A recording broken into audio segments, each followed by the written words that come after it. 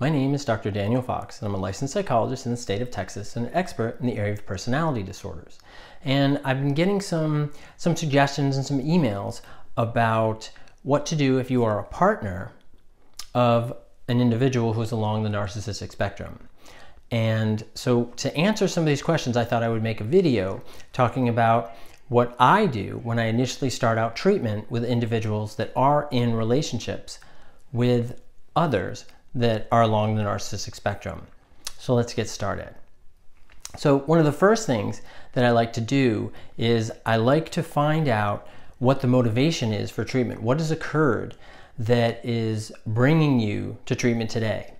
A lot of times individuals are in these relationships for a long time, and they reach a point where they've decided that something needs to change. And I always like to try to define what that is. What is that change?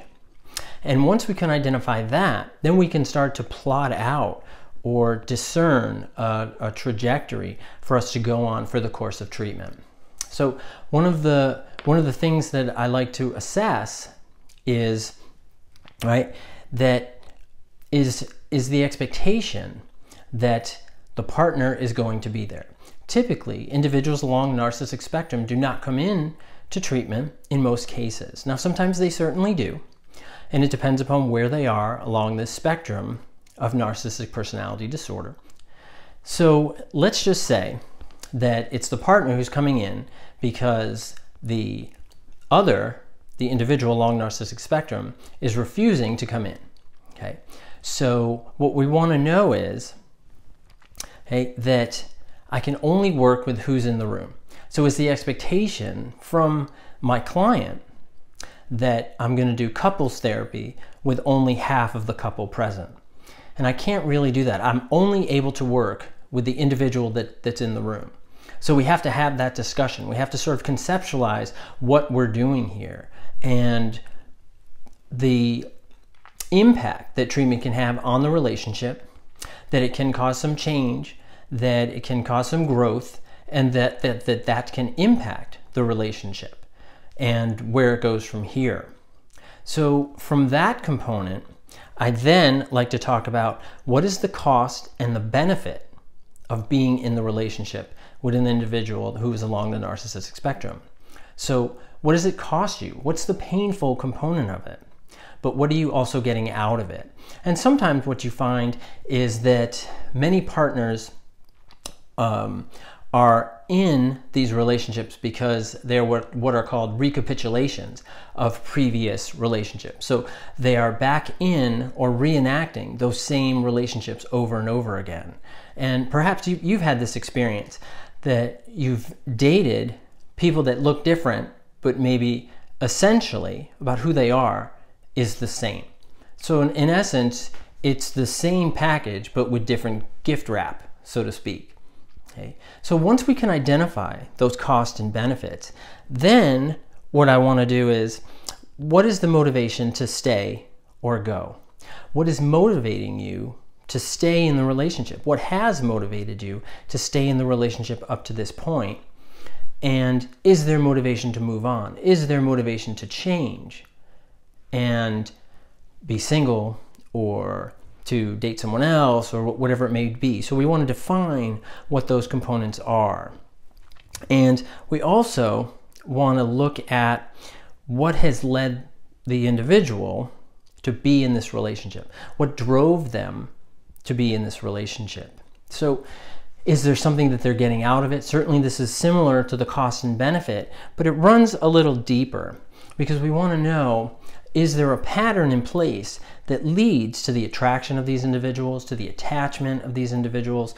What does the partner, and when I say partner, I mean partner of the individual who's along narcissistic spectrum, okay? So what is the pattern that led up to being in this relationship? Right? What needs are getting met, which goes back to our cost and benefit. You can see how all these components are really related, and defining that is pretty critical before we even start treatment. Getting those expectations under control, getting an understanding of patterns that lead us to this relationship, the cost and benefits of these relationships. These are really critical, but it doesn't end there, because there are other things that we need to explore and discuss. And what I like to examine is, does the pattern make sense to where the client is in the relationship today? So when we look at previous patterns, does it make sense to where that person is operating and functioning today? So let's say, for example, that the partner grew up in a home where they didn't get a lot of attention, where they were expected to serve the parents or the siblings or other individuals. And what happened is they grew and developed and they went out into the world and they started dating and having romantic relationships. They get in to these relationships where they're doing the same. They're playing the same pattern out over and over and over again. Well, does that make sense? Can we connect the history to the current pattern and behaviors and how that feeds into the cost and benefits and continuance of the relationship they're in presently with the individual who is along the narcissistic spectrum? So one of the final things before we really sort of get into the actual treatment component is, so when we start therapy, what is sort of that expectation with this individual? That once we start doing treatment, some of those changes that we can expect. I always like to do a map of the trajectory of some of the things that we might expect, that we might encounter, to prepare the individual for changes that might occur, for different aspects of the relationship that might change, their view that might change. And this is a really long process, because what happens is the individual who tends to be in this relationship is not sure who they are, where they are in the relationship. There tends to be a lack of self-definition, not in all cases, but in many. And remember that all of these things are on a continuum. So some people feel very invisible, very paper thin as to who they are, who their character is, and then others have varying degrees of these different components.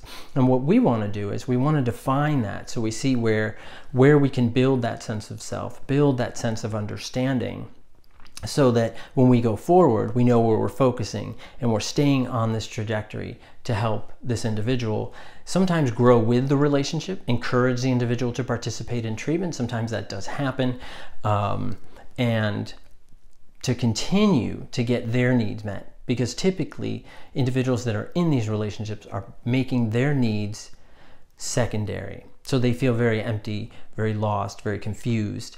So it's something that they're constantly struggling with. And this is all just initial foundational stuff before we really get into working on making these changes, examining some of these maladaptive patterns and beliefs and those feelings and what's driving a lot of these factors. What I like to do is, once I have all that information that we just discussed, I like to sort of challenge some of those foundational beliefs and sort of figure out who they are, and sort of assess and compare the reality and expectations. Because sometimes we end up with a very sort of fantasy-driven components of the relationship, and reality will crash in periodically. And that's when a lot of issues come up, a lot of problems, sometimes depression, sometimes anxiety, sometimes of other types of issues that partners tend to have. Okay? So what I like to do is I like to look at what was the relationship like in the beginning? And then I want to look at what is. Let's talk about the reality of the relationship. What drove you to get in contact with a mental health provider? What drove you to decide to do things differently? And then I want to talk clearly, really a reality-based discussion on what will be. What is the outcome?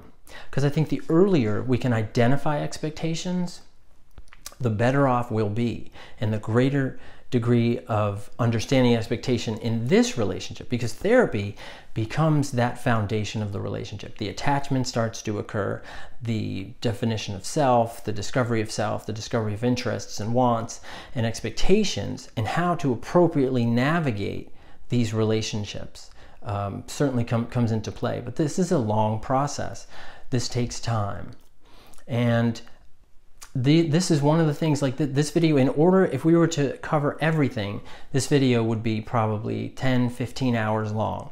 So what I want to do is I'm going to cut this up into different sections, this being that very first approach for maybe when you start treatment, or if you're a mental health provider, what you should initially do in that first few sessions, first 2 or 3 sessions. And then I will make other videos that focus on maybe setting the stage for treatment, whereas this would be more of that foundational and motivational aspect of treatment. Then we'll talk about getting in a little deeper to some of those maladaptive patterns, and then finally what to do sort of as we reach the end of treatment, what to do at the end of treatment so that you can continue on that road of success and growth and development. So I hope that you enjoyed this video. I hope you found it interesting and fascinating, and certainly thought-provoking. I'd love for you to put comments in as to what is driving you to consider treatment, or what has drove you away from considering treatment. What are some of your fears and concerns, if you want, about participating in treatment in relation to you being the partner of someone who is along the narcissistic spectrum. And I want to thank you for your time, and I really appreciate it, and I hope that you have found value in this relationship, in this video. And thank you very much, and have a great day. Bye-bye.